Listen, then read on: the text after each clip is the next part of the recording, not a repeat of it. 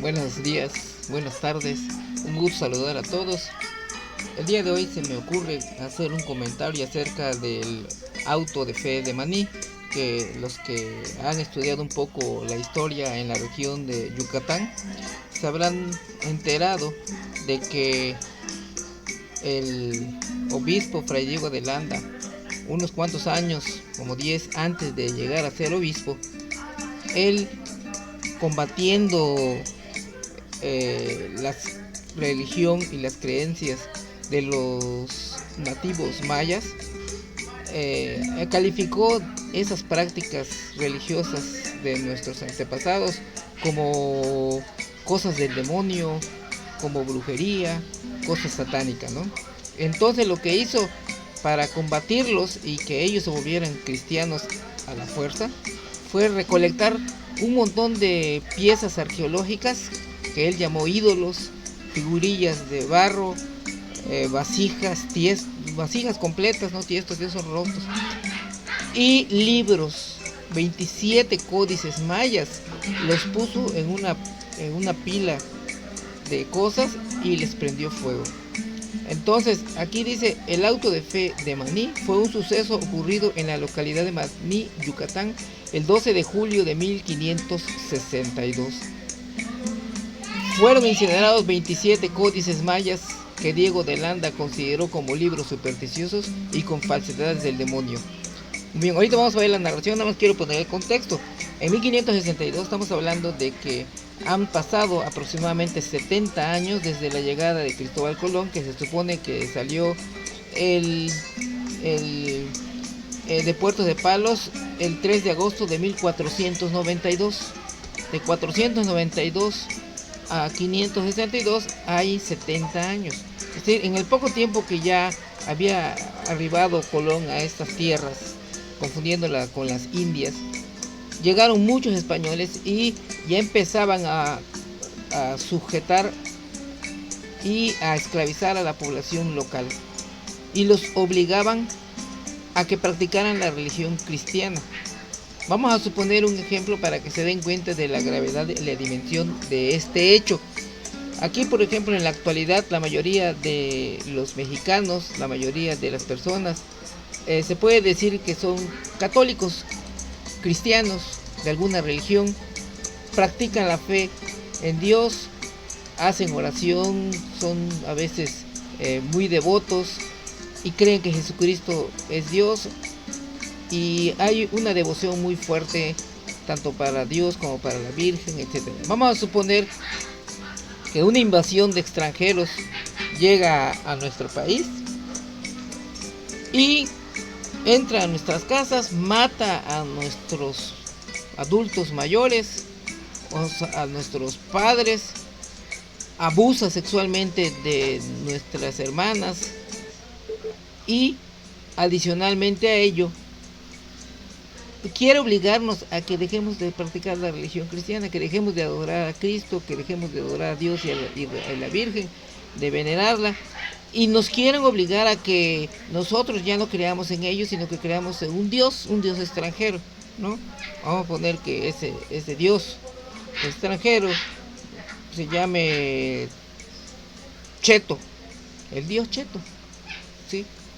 Y a todos nos quieren obligar a que nosotros agarremos ese Dios Cheto y lo adoremos, lo veneremos, nos convirtamos a esa religión, y que todo lo que nosotros practicamos y creemos de la noche a la mañana, resulta que ellos, como son los poderosos que vienen con armas más poderosas que las nuestras, declaran que todo eso es cosa del diablo, cosa del demonio, cosa de brujería, cosa de gente maldita, malsana, que quiere combatir la verdadera fe en su Dios Cheto. ¿En cuánto tiempo nosotros, si nos vienen a obligar, convertimos rápidamente nuestra fe en Cristo al Dios Cheto? Nuestra fe en Dios, Yahvé, Jehová o como le llaman, al Dios Cheto. O sea, vamos a dejar de la noche a la mañana a creer en eso. Vamos a dejar de la noche a la mañana a practicar una religión extraña. Sabemos que eso es prácticamente imposible, porque la fe y la religión y las costumbres y la cultura son cosas que están muy arraigadas.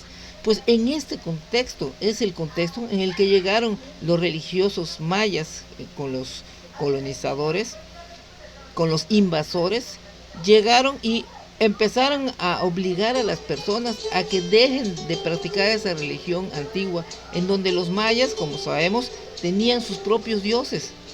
El dios de la lluvia, Chaac, era un dios muy poderoso y fuerte. Tengamos en cuenta que desde el punto de vista ecológico, para los judíos, la imagen del Dios Todopoderoso era la imagen del astros rey, el sol. Pero ellos, porque provenían de una cultura que vivía en el desierto, que era nómada, en donde el sol era inclemente.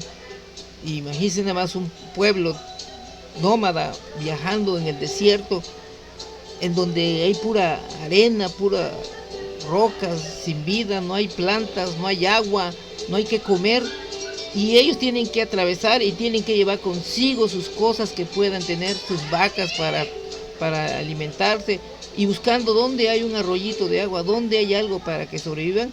Y mientras todo eso ocurre, el incandescente sol golpea todos los días desde el amanecer hasta el anochecer.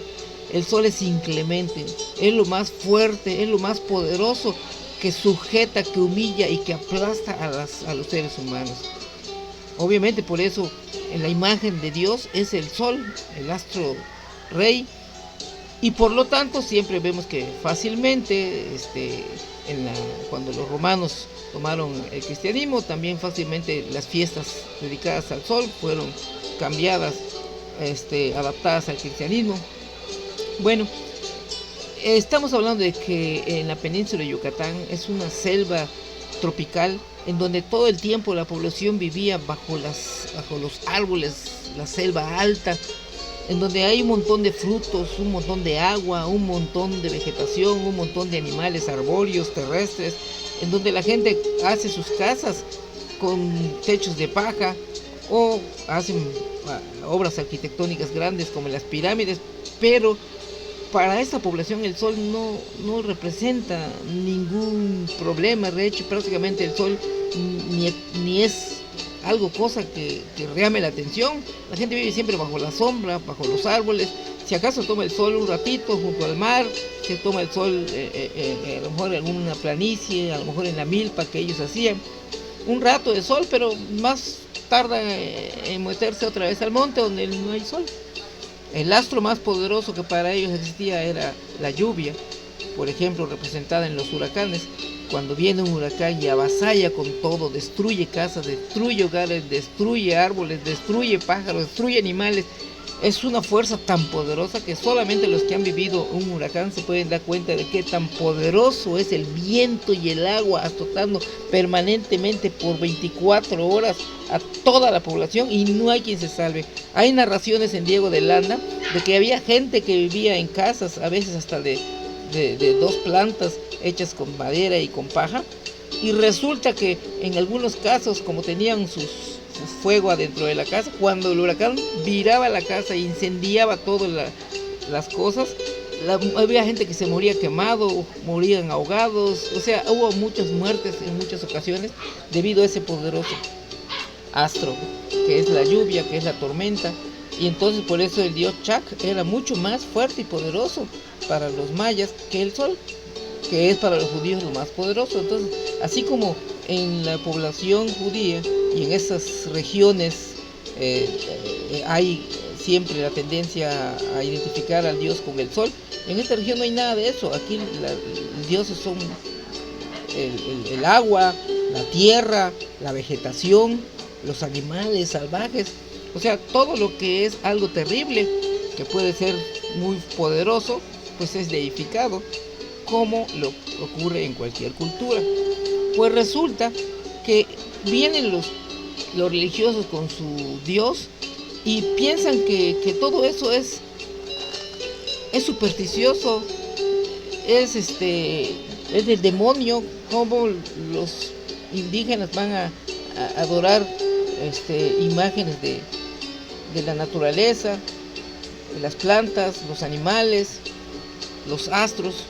Entonces, prácticamente en su ignorancia, decretaron que todo eso era falso, que era supersticioso, y su idea era imponerles la religión cristiana pensando que esa es la religión que de verdad vale, que la verdad humaniza, que de verdad hace al hombre hombre, mientras que lo demás más bien los vuelve animales. Es una falsedad, una falacia cultural, no voy a decir falacia religiosa.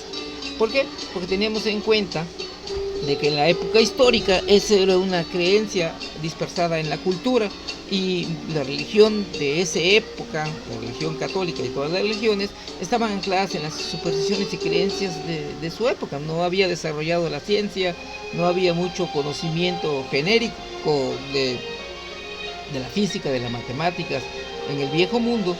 De hecho, cuando venían con Colón en sus barcos, ellos tenían un terror inmenso de encontrarse con monstruos marinos, como calamares gigantes, como sirenas, como tantas cosas que se habían imaginado con la mitología, y obviamente no encontraron nada de eso. Entonces, pues, realmente es un prejuicio cultural.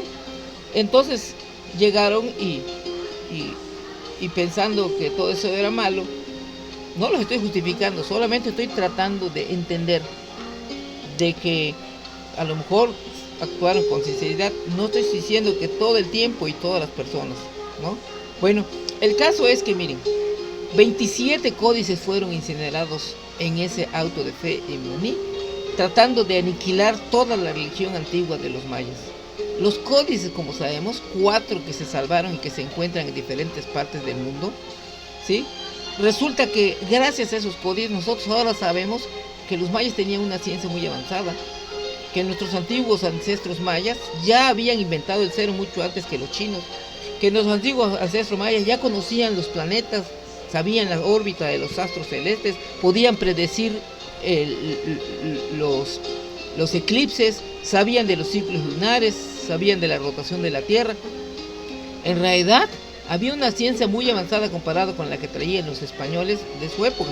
Claro, estoy también considerando que igual que en el viejo mundo, solamente un gremio de gente estudiosa tenía muchos conocimientos acerca de los avances de la ciencia y de la naturaleza, de los conocimientos científicos, mientras que aquí también posiblemente las élites que vivían como sacerdotes o como astrónomos y científicos que vivían en los centros ceremoniales, ellos eran los únicos que tenían el máximo conocimiento.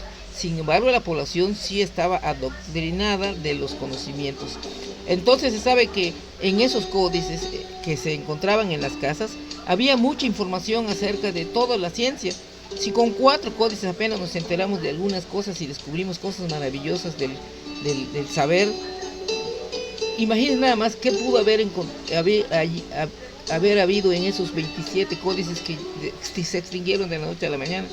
Fue una aberración cultural, creo que fue de tal magnitud como lo que ocurrió en Alejandría cuando se quemó la biblioteca famosa. Esa biblioteca famosa de Alejandría sabemos que contenía libros muy antiguos que existieron antes de lo que nosotros hoy conocemos como la época histórica, es decir, antes de que existieran lo que actualmente conocemos como historia documentada. Había documentos mucho más antes. Lo que pasa es que si fuera que esos documentos existiéramos, el periodo histórico de la humanidad podría irse más para atrás. Sabemos que el periodo de la historia corresponde a solamente a aquella parte de la historia humana que tiene registro escrito, que tiene evidencia textual, en donde podemos, a través de lo que escribían otras personas, escuchar, leer lo que sabían, leer lo que vivían, leer lo que había, ¿no? Entonces, cuando no hay documentos escritos, todo lo que hay detrás en esa parte de la historia ya no se llama historia, se llama prehistoria.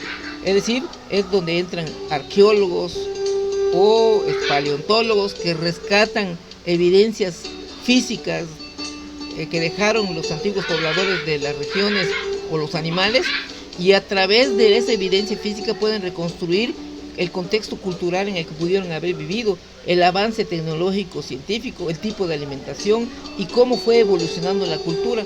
Pero como no hay nada registro escrito, pues obviamente todo es prácticamente a través del arte de la interpretación o de tratar de elaborar como si fuera un detective, diferentes piezas para elucubrar qué pudo haber pasado. Pero en el momento histórico es cuando hay registros escritos que nos narran textualmente cosas que se vieron, que se vivieron, que se creyeron, etcétera. Bueno, en Alejandría existía tantos libros que al incinerarse o al quemarse la biblioteca se perdieron tantos que no sabemos qué conocimientos, qué historias, qué sabiduría o tantas cosas que pudieron haber habido y que jamás podremos acceder a ellas porque se quemaron. Aquí está el equivalente. 27 códices mayas de la historia de la cultura maya quedan incinerados, hechos ceniza y destruidos totalmente. Ahora sí, vamos a ver la narración que hizo el mismo Diego de Landa acerca de esto. Dice así: y así, habiendo hecho la pesquisa, hallamos que en toda la tierra tenían sus ídolos escondidos, y que los adoraban y les hacían sacrificios, y que tenían sus sacerdotes y ministros para el culto de ellos, y que los principales eran los que los sustentaban y favorecían. Y habiendo preso, es decir, apresado, muchos de ellos, y castigándolos, es decir, torturándolos, que es lo que realmente hicieron, confesaron sus delitos, y quiénes eran sus cómplices, y dónde tenían sus ídolos, y que los adoraban y les hacían sacrificios, y que tenían sus sacerdotes y ministros para el culto de ellos, y que los principales eran los que los sustentaban y favorecían, y que los habían guardado desde el tiempo de la conquista, y que habían hecho voto de no los dejar jamás. Y así, habiendo hecho gran número de prisiones, y habiendo ocupado los ídolos, que fueron muchos, y de diversas maneras, y los altares que tenían para ellos, y gran número de vasos de diversas formas y pinturas. Aquí vemos todas las vasijas que actualmente están en los museos y que tienen mucho valor cultural, y que incluso en nuestras regiones hay gente que saquea sitios arqueológicos y las piezas que encuentra enteras las vende en el mercado negro a extranjeros, alemanes, franceses, de otras nacionalidades, en miles de dólares, ¿no? $1,000, $500, $100,000. Puede variar dependiendo de tipo de ¿cómo se llama? De vasija, y también de su estado en que se encuentra, ¿no? Bueno, el caso es que aquí fácilmente, ¿sí? Encontraron gran número de vasos de diversas formas y pinturas, y ciertos libros que hallamos entre ellos de sus letras con que escribían antiguamente sus cosas, que por no entender, o sea, él por no entender nada de lo que escribían los antiguos mayas, y por tener noticia de que no había cosa que no tuviesen superstición y facilidad de demonio, es decir, y él mismo está confesando, no entendía nada, y yo tenía noticia de, había rumor de que los indígenas no tenían nada que no sea superstición y falsedad del demonio, y en ese concepto quemaron todo, lo cual a ellos les pesó maravillosamente y les dio mucha pena.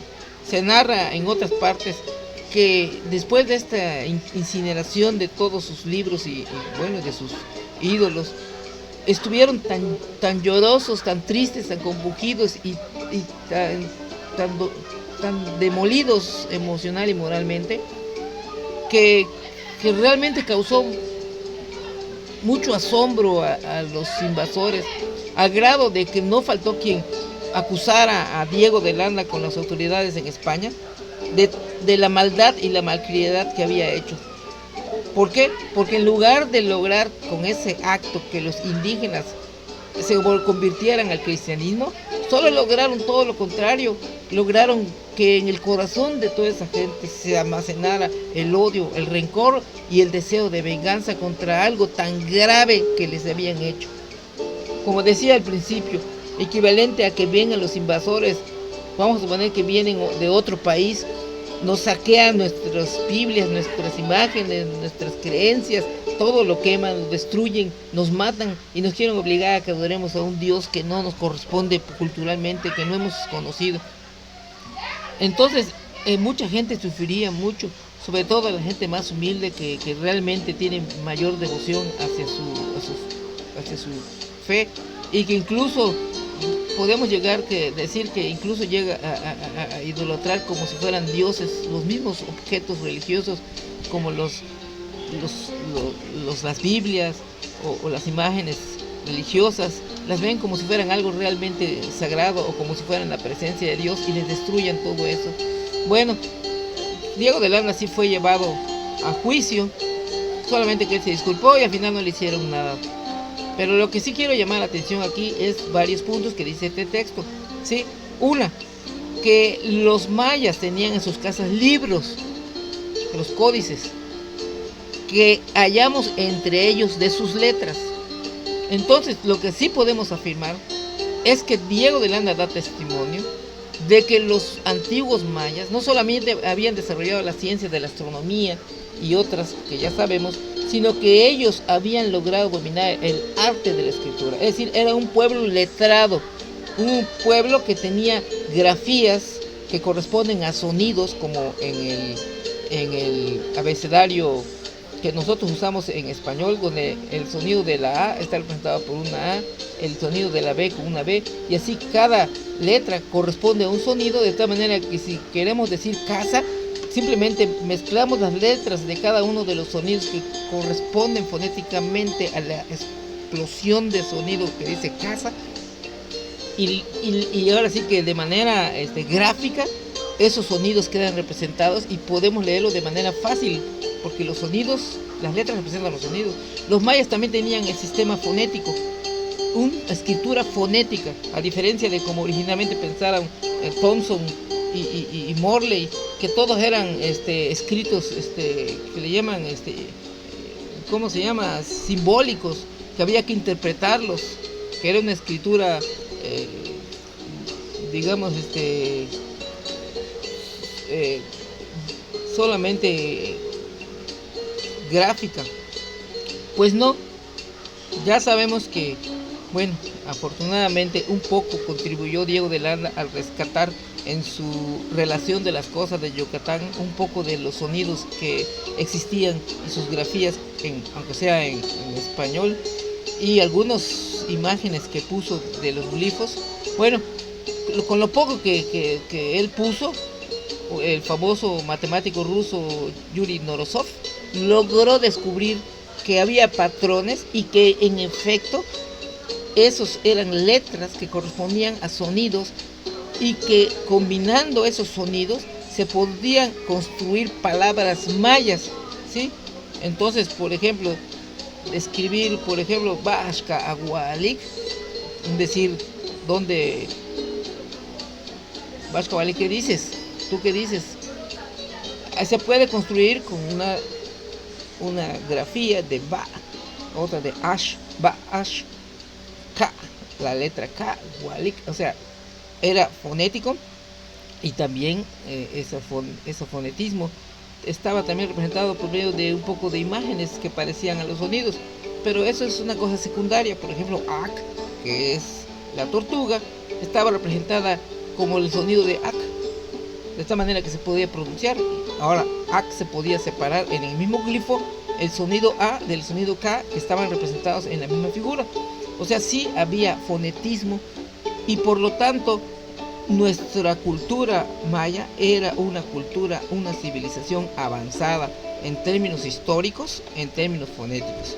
Hoy, gracias a que había escritura maya, se podría hablar de que en muchos de los vestigios arqueológicos encontramos letras que pueden datar de un periodo histórico dentro de la cultura maya, es decir, un periodo que sí está documentado. Lamentablemente, con todo lo que destruyó estas personas en su ignorancia, destruyeron un patrimonio que a la humanidad hubiera aportado tanto. Hay muchos estudios, por ejemplo, acerca de las matemáticas mayas, del uso del sistema vigesimal, porque en el viejo mundo se prevaleció el decimal, todos sabemos, en base 10, que tiene muchas virtudes, pero al explotar las matemáticas vigesimales tiene otras tantas mejores virtudes que pueden arrojar nuevas formas de avanzar en el conocimiento del mundo, con unas matemáticas diferentes. ¿Unas matemáticas diferentes? Sí, claro.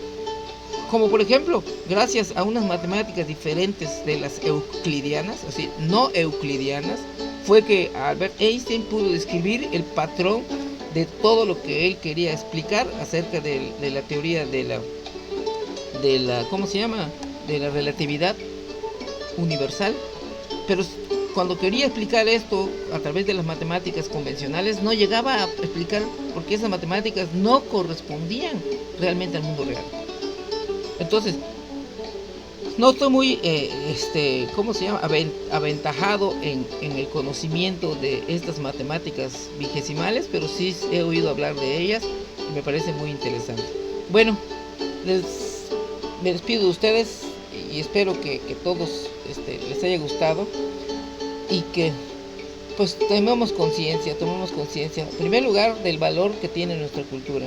En segundo lugar, de que aquellos que vinieron a imponer su civilización fueron los más incivilizados y que es mentira que no habíamos nosotros sido civilizados, sino que éramos un pueblo bárbaro, como dicen ellos, solamente porque nuestro modo de vida era diferente, no era del desierto donde tienes que sobrevivir a golpe y a espada.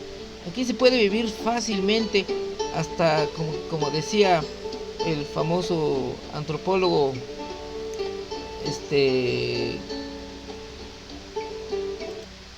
me refiero a Marshall Salims, que hablaba de cómo la economía de la pobreza que aparentemente representan los pueblos agrícolas silvestres es mucho superior, porque dedica más tiempo a sí mismo y a descanso que a estar luchando o peleando por la vida. A lo mejor pues, también históricamente eso nos dio la capacidad de tener un poco de desapego de lo material, teniendo en cuenta que lo material es algo que aquí abundaba mucho. Muy bien, nos vemos, hasta pronto.